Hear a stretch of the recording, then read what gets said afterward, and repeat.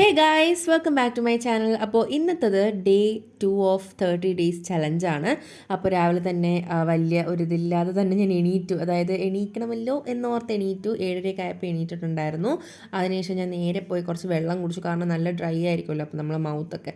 അപ്പോൾ കുറച്ച് വെള്ളമൊക്കെ കുടിച്ച് ഹൈഡ്രേറ്റഡ് ആയതിന് ശേഷമാണ് ഞാൻ ഇൻട്രോ എടുത്തിട്ടുണ്ടായിരുന്നത്. Hi everyone. അപ്പോൾ ഇന്ന് നമ്മളുടെ 30 ഡേയ്സ് ചലഞ്ചിൻ്റെ ഡേ 2 ആണ്. ഞാനൊരു 7:30 ഇപ്പം എണീറ്റിട്ടേ ഉള്ളൂ. ഭയങ്കര ഉറക്കമൊക്കെ വരുന്നുണ്ട്. അവർ എണീച്ചതിൻ്റെ ഒരു കൃക്കമൊക്കെ ഉണ്ട്. പക്ഷെ കുഴപ്പമില്ല, നമുക്ക് നമ്മളുടെ ബാക്കി കലാപരിപാടികളിലോട്ട് കിടക്കാം.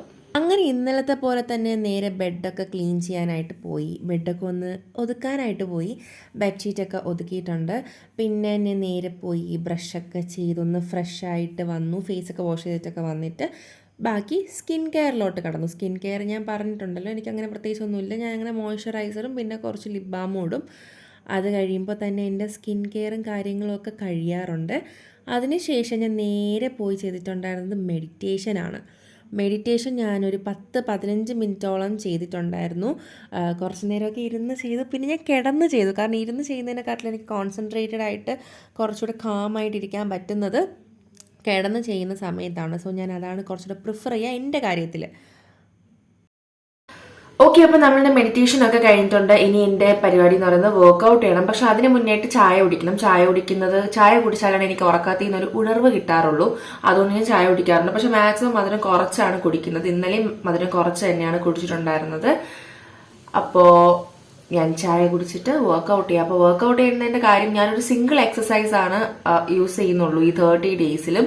അത് ഒരുവിധം ഒരു ഫുൾ ബോഡി വർക്കൗട്ട് പോലെ വർക്ക് ചെയ്യുന്നുണ്ടെന്നാണ് എൻ്റെ വിശ്വാസം. നമുക്ക് 30 ഡേയ്സ് കഴിയുമ്പോൾ നോക്കാം എന്തെങ്കിലും ചേഞ്ചസ് എന്തെങ്കിലും ഉണ്ടോ എന്നൊക്കെ ഉള്ളത്.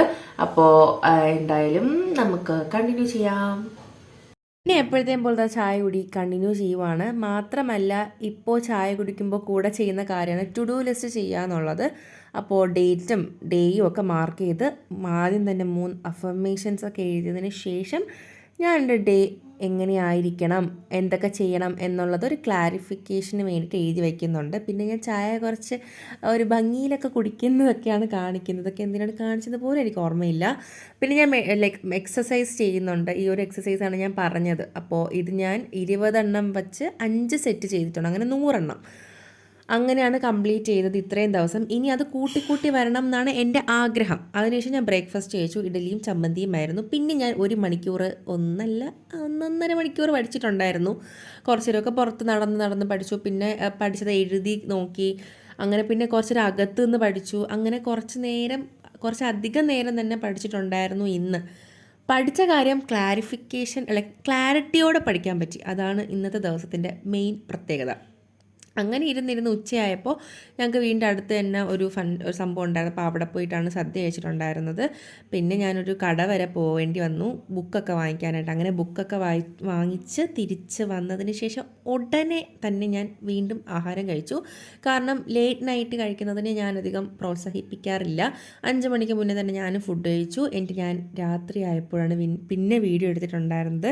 ഈ സാധനങ്ങളൊക്കെ യൂസ് ചെയ്ത് ഞാൻ എൻ്റെ സ്കിൻ കെയർ കംപ്ലീറ്റ് ആക്കിയതിന് ശേഷം എപ്പോഴത്തെ പോലെ സാറ്റിസ്ഫാക്ഷന് വേണ്ടിയിട്ട് നമ്മൾ ടു ഡു ലിസ്റ്റിൽ എല്ലാം ടിക്ക് ചെയ്യുന്നു. ഇതിൻ്റെ ഒരു സംഭവമുണ്ടല്ലോ, ഈ സാറ്റിസ്ഫാക്ഷൻ ലെവൽ ഈ സംഭവം ചെയ്യുമ്പോൾ ഭയങ്കര ഹൈ ആയിരിക്കും. ഞാനത് 2 ദിവസമായിട്ട് അനുഭവിക്കുകയാണ്. അതിനുശേഷം ഞാൻ എൻ്റെ ജേർണലിങ്ങും അതിൻ്റെ കൂടെ തന്നെ ചെയ്യുന്നുണ്ട്. അങ്ങനെ എൻ്റെ ഇന്നത്തെ ഡേ എൻഡ് ചെയ്തു. Thank you for watching.